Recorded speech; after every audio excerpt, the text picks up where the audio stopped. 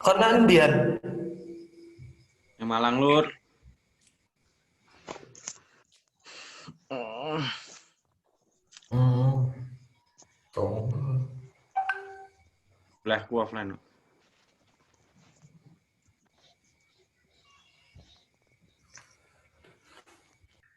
Pas presentasi on cam kabeh.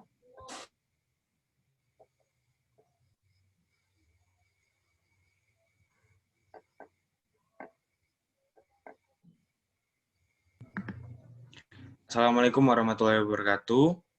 Waalaikumsalam warahmatullahi wabarakatuh. Kami dari kelompok 4, yang mana di sini kami akan mempresentasikan materi tentang instrumen dan analisis data penelitian.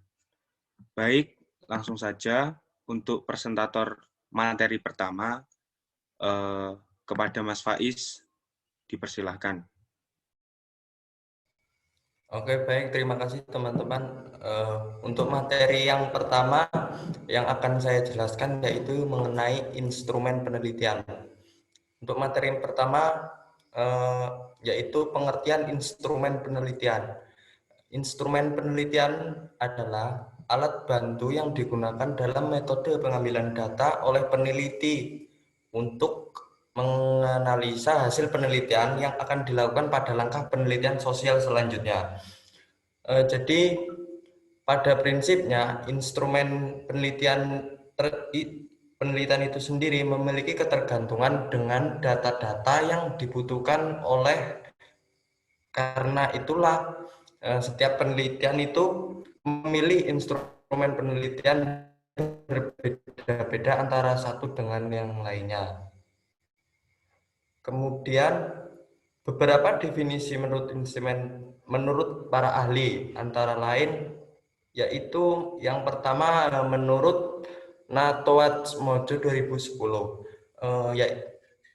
instrumen penelitian adalah sebagai alat yang akan digunakan untuk mengumpulkan data. Instrumen penelitian ini dapat berupa kuesioner, kemudian formulir, observasi, atau formulir-formulir yang lain yang berkaitan mengenai pencatatan data dan sebagainya. Kemudian yang kedua menurut Sanjaya 2011, instrumen penelitian adalah alat yang dapat digunakan untuk mengumpulkan data dan informasi penelitian. Yang pada dasarnya meneliti ialah melakukan pengukuran sehingga harus menggunakan alat ukur yang valid dan baik. Dan yang ketiga ada Suharsini Ariguanto menjelaskan bahwa pengertian instrumen penelitian adalah alat bantu yang dipilih dan digunakan oleh peneliti dalam melakukan kegiatannya untuk mengumpulkan data agar kegiatan tersebut menjadi sistematis dan dipermudah olehnya. Nah, dapat disimpulkan dari pengertian-pengertian atau definisi instrumen menurut para ahli tersebut bahwa instrumen penelitian sebenarnya atau yang intinya merupakan aspek dalam teknik pengumpulan data yang digunakan dalam metode riset tertentu, di mana hasil pembuatan instrumen penelitian itu tersebut kemudian dikembangkan atau dianalisa sesuai dengan metode penelitian sosial yang akan diambil. Mungkin itu saja yang saya dapat jelaskan dari pengertian instrumen penelitian itu tadi. Materi selanjutnya akan dijelaskan oleh teman saya yaitu Mbak Alvina. Baik, selanjutnya bentuk-bentuk penelitian. Ada banyak bentuk di dalam instrumen penelitian yang dapat digunakan oleh peneliti untuk melakukan penelitiannya, yaitu yang pertama menggunakan kuesioner. Kuesioner adalah sebuah instrumen penelitian yang berbentuk daftar pertanyaan yang biasanya digunakan untuk mengumpulkan data penelitian dari responden. Kuesioner di dalamnya terdapat serangkaian pertanyaan yang terstruktur atau yang tidak terstruktur. Yang kedua, wawancara. Wawancara merupakan suatu instrumen penelitian yang dikenal sebagai kuesioner lisan. Hal ini melibatkan proses pengumpulan informasi dari responden melalui interaksi secara langsung atau lisan. Caranya yaitu sebelumnya peneliti membuat pertanyaan yang terstruktur mengenai penelitiannya, kemudian bertemu dengan responden untuk menanyakan pendapat mereka terhadap suatu hal dalam penelitiannya. Yang ketiga, observasi. Observasi yaitu bentuk instrumen penelitian di mana perilaku atau situasi individu yang diamati atau dicatat.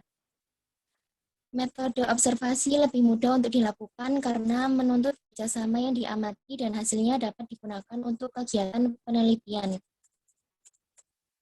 Yang keempat, diskusi kelompok terfokus.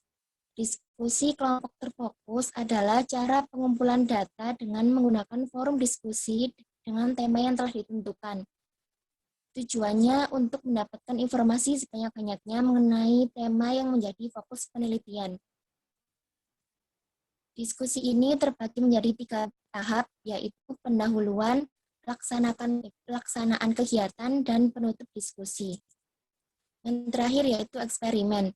Eksperimen yaitu suatu cara untuk mencari sebab akibat antara 2 faktor yang sengaja ditimbulkan oleh peneliti yang mengurangi atau menyisihkan faktor-faktor yang lainnya yang dirasa mengganggu. Dan prinsip dari penelitian eksperimen ini dapat diartikan sebagai metode sistematis guna membangun hubungan yang mengandung sebab akibat. Sekian dari saya. Selanjutnya dilanjutkan oleh saya. Baik, selanjutnya kita akan membahas tentang langkah-langkah penyusunan instrumen penelitian. Nah, ada beberapa langkah umum yang biasa dipakai untuk menyusun instrumen penelitian. Yang pertama, analisis variabel penelitian. Menganalisis setiap variabel menjadi subvariabel, kemudian mengembangkannya untuk menjadi indikator-indikator merupakan langkah awal sebelum instrumen itu dikembangkan. Lalu yang kedua, kita menetapkan jenis instrumen. Jenis instrumen dapat ditetapkan manakala peneliti sudah memahami dengan pasti tentang variabel dan indikator penelitiannya. Lalu yang ketiga, kita menyusun kisi-kisi atau layout instrumen. Nah, kisi-kisi instrumen ini diperlukan sebagai pedoman dalam merumuskan item instrumen. Dalam kisi-kisi itu, kita harus mencakup ruang lingkup materi variabel penelitian, jenis-jenis pertanyaan, banyaknya pertanyaan, serta waktu yang dibutuhkan. Lalu, yang keempat, tahapan keempat, menyusun item instrumen. Nah, berdasarkan kisi-kisi yang telah disusun tadi, langkah selanjutnya adalah menyusun item pertanyaan sesuai dengan jenis instrumen yang akan digunakan. Lalu, yang terakhir adalah menguji cobakan instrumen tersebut. Nah, uji coba instrumen ini perlu dilakukan untuk mengetahui tentang tingkat reliabilitas dan validitas data serta keterbacaan setiap item. Terima kasih. Selanjutnya akan dilanjutkan oleh teman saya.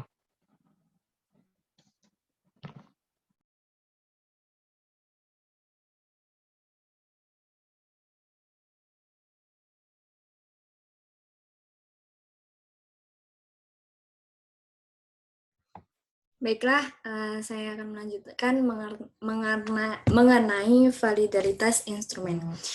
Jadi di sini pengertiannya menurut Azwar menyatakan bahwa validaritas berasal dari kata validity yang mempunyai arti yang sejauh mana ketetapan dan kecermatan suatu instrumen mengukur suatu tes dalam melakukan fungsi ukurnya. Jadi suatu tes dikatakan memiliki validaritas yang tinggi apabila alat tersebut menjalankan fungsi ukur secara tepat dan memberikan hasil ukur yang sesuai dengan yang dimaksud, yang dilakukan untuk pengukuran tersebut.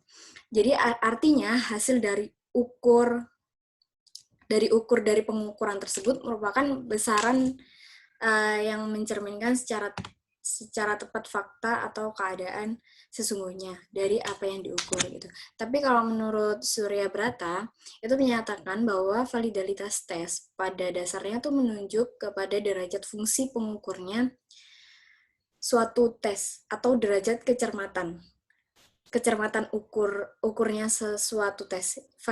Jadi validalitas itu suatu tes atau derajat kecermatan ukurnya yang mempermasalahkan apakah tes tersebut benar-benar mengukur apa yang hendak diukur gitu. Jadi maksudnya tuh kayak seberapa jauh suatu tes mampu mengungkapkan dengan tepat ciri atau keadaan yang sesungguhnya dari objek ukur namun akan tergantung dari tingkat validalitas tes yang bersangkutan gitu.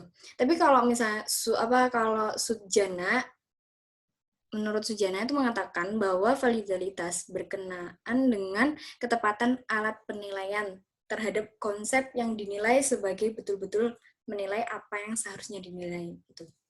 Jadi suatu tes yang valid itu untuk tujuan tertentu atau pengambilan keputusan tertentu. Nah, mungkin tidak valid untuk tujuan atau pengambilan keputusan lain. Jadi validalitas itu suatu tes harus selalu dikaitkan dengan tujuan atau pengambilan keputusan tertentu. Seperti tes masuk di SMA misalnya, harus selalu dikaitkan dengan seberapa jauh tes masuk tersebut dapat mencerminkan prestasi atau hasil belajar para calon peserta didik baru setelah belajar nanti gitu. Jadi konsepnya validalitas tes dapat dibedakan atas 3 macam, yaitu validalitas content validity, validalitas konstruk, dan validalitas empiris atau validalitas kriteria. Jadi validalitas isi suatu tes yang mempermasalahkan seberapa jauh suatu tes untuk mengukur tingkat penguasaan terhadap isi atau konten atau materi tertentu yang seharusnya dikuasai sesuai dengan tujuan pengajaran. Nah, dengan kata lain itu mempunyai validalitas isi yang baik ialah tes yang benar-benar mengukur penguasaan materi yang seharusnya dikuasai sesuai dengan konten materi yang seharusnya sesuai dengan apa yang terkandung gitu dalam pengajaran yang tercantum dalam garis-garis besar pemrograman gitu. Jadi validalitas isi itu menunjukkan sejauh mana pertanyaan, tugas atau butir dalam suatu tes atau instrumen mampu mewakili secara keseluruhan dan proporsional perilaku sampel yang dikenai tes tersebut. Jadi artinya tes itu valid apabila butir-butir tes itu mencerminkan keseluruhan konten atau materi yang diujikan atau juga seharusnya dikuasai oleh proporsional. Sekian, selanjutnya akan disampaikan oleh teman saya selanjutnya. Terima kasih. Baik, saya lanjutkan untuk materi selanjutnya. Saya akan menjelaskan mengenai analisis data. Analisis data merupakan sebuah proses untuk memeriksa, membersihkan, mengubah atau mengedit, dan membuat pemodelan data dengan maksud untuk menemukan informasi yang bermanfaat, sehingga dapat memberikan petunjuk bagi peneliti untuk mengambil keputusan terhadap pertanyaan-pertanyaan pada penelitian. Kemudian prosedur pengolahan data. Prosedur pengolahan data merupakan langkah-langkah atau tahapan atau proses analisis dan penyajian data sehingga menjadi informasi yang akurat. Yang pertama, prosedur pengolahan data dalam penelitian kuantitatif. Ada 3 tahap. Tahap yang pertama yaitu pengkodean data. Pengkodean data ini merupakan suatu proses penyusunan secara sistematis dan mentah dari kuesioner dengan ketentuan yang ada, yakni dengan menggunakan rating scale. Nah, kalau biasanya kalau kita disuruh ngisi kuesioner untuk penelitian ini ada kayak tabel yang sangat setuju, terus setuju, tidak setuju itu namanya rating scale. Nah, pengkodean data ini tujuannya adalah untuk menyederhanakan data dengan cara memberikan simbol atau huruf dalam proses analisis data dan memudahkan penyimpanan data dalam jumlah yang besar. Kemudian, tahap yang kedua yaitu pembersihan data. Pembersihan data ini dilakukan dengan memastikan seluruh data sesuai dengan data sebenarnya. Nah, ini kayak mengkoreksi data yang udah kita tulis gitu. Nah, yang harus diperhatikan dalam pembersihan data ini adalah yang pertama, kelengkapan jawaban, kemudian kejelasan makna jawaban, kemudian konsistensi antar jawaban, dan relevansi jawaban, serta keseragaman data. Kemudian tahap yang ketiga yaitu membuat tabulasi. Membuat tabulasi ini dilakukan dengan cara memasukkan data yang sudah dikelompokkan ke dalam tabel-tabel tertentu dan menghitungnya. Melalui langkah ini, data lapangan terlihat lebih ringkas dan bisa dibaca dengan mudah. Dan pada langkah ini, analisis dapat dilakukan dengan cara mencari jumlah skor, nilai rata-rata, median, dan juga modus. Kemudian, prosedur pengolahan data dalam penelitian kualitatif ada 4 langkah. Langkah yang pertama yaitu pengumpulan data. Pengumpulan data ini dilakukan dengan cara mengumpulkan seluruh data yang telah diperoleh dari wawancara maupun observasi. Kemudian yang kedua yaitu reduksi data. Reduksi data ini merupakan proses penyederhanaan data dan pengkategorian data. Pada langkah ini, peneliti mulai melakukan refleksi untuk menentukan kategorisasi berdasarkan rumusan masalah yang telah dibuat. Kemudian, langkah yang ketiga yaitu display data. Display data ini dilakukan dengan menyajikan hasil reduksi data dalam matriks berdasarkan kriteria tertentu. Data yang telah dikelompokkan kemudian dimasukkan berdasarkan kategori yang sesuai untuk mempermudah proses analisis. Kemudian langkah yang terakhir yaitu penarikan kesimpulan. Penarikan kesimpulan ini dilakukan jika hasil display data memperlihatkan bahwa data yang diperoleh telah cukup dan sesuai dengan informasi yang dibutuhkan, maka penarikan kesimpulan dapat dilakukan dengan menggunakan teori dan hasil data di lapangan. Mungkin cukup sekian dari saya. Terima kasih. Untuk selanjutnya akan dilanjutkan oleh Saudara Raihan. Monggo silakan. Baik, terima kasih atas waktu yang diberikan. Selanjutnya yaitu materi tentang teknik analisis data. Teknik analisis data adalah suatu metode atau cara untuk memproses suatu data menjadi informasi, yang mana data tersebut menjadi mudah dipahami dan bermanfaat, dan juga menjadi solusi untuk menemukan dari permasalahan yang diangkat dari peneliti.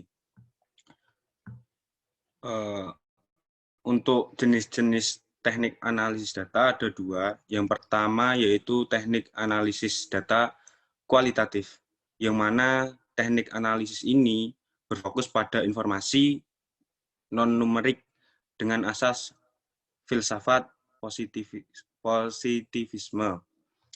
Ada beberapa jenis tentang teknik analisis kualitatif. Yang pertama yaitu analisis konten. Analisis konten adalah penelitian yang bersifat pembahasan mendalam terhadap isi suatu informasi tertulis atau tercetak dalam media massa. Yang kedua, analisis naratif. Analisis naratif merupakan metode yang mengkaji narasi yang dapat membantu peneliti untuk memahami, mengevaluasi, dan memaknai struktur narasi. Selanjutnya yaitu analisis wacana. Merupakan suatu kajian yang meneliti atau menganalisis bahasa yang digunakan secara alamiah, baik dalam bentuk tulis maupun lisan, terhadap para pengguna sebagai suatu elemen masyarakat. Selanjutnya yaitu analisis kerangka kerja. Analisis kerangka kerja merupakan metode yang lebih maju yang terdiri atas beberapa tahap seperti semisal sosialisasi, kemudian identifikasi kerangka, kerja tematik, coding, charting, pemetaan, dan interpretasi. Selanjutnya yaitu teori beralas. apa yang dimaksud teori beralas? Teori beralas merupakan metode analisis data kualitatif, tetapi dimulai dengan analisis satu kasus untuk menemukan satu teori, kemudian kasus-kasus tambahan diperiksa untuk melihat apakah mereka berkontribusi pada teori. Jadi, analisis ini saling berkesinambungan atau memiliki korelasi antara satu dengan yang lain. Kemudian, yang kedua yaitu teknik analisis data secara kuantitatif. Teknik ini merupakan teknik yang mana caranya mengolah data-data numerik seperti penggunaan data statistik, data variabel, data survei, dan lain sebagainya. Untuk jenisnya, analisis kuantitatif itu ada dua. Yang pertama yaitu kuantitatif deskriptif, yang mana itu berfungsi untuk mengklarifikasikan suatu data variabel berdasarkan masing-masing kelompok dari yang semula belum teratur dan mudah diinterpretasikan, yang mana maksudnya itu oleh orang yang memerlukan informasi atau peneliti. Itu. Yang kedua, itu analisis data kuantitatif inferensial, yang mana itu digunakan untuk menghasilkan suatu temuan yang bisa digeneralisasikan secara lebih luas ke dalam wilayah populasi. Jadi, seperti mengambil sampel untuk mendeskripsikan suatu populasi. Mungkin itu materi yang bisa saya sampaikan. Kurang lebihnya, terima kasih. Baik, alhamdulillah kita sudah menyampaikan materi-materi tentang analisis data dan lain-lain. Saya di sini sebagai moderator dan juga perwakilan kelompok memohon maaf apabila ada kata-kata yang kurang berkenan atau materi yang kita sampaikan tidak menjadikan para pendengar paham, mungkin bisa dilanjut ke diskusi kelas. Kurang lebihnya kami mohon maaf. Wassalamualaikum warahmatullahi wabarakatuh. Waalaikumsalam warahmatullahi wabarakatuh. Warahmatullahi wabarakatuh. Wes, mari.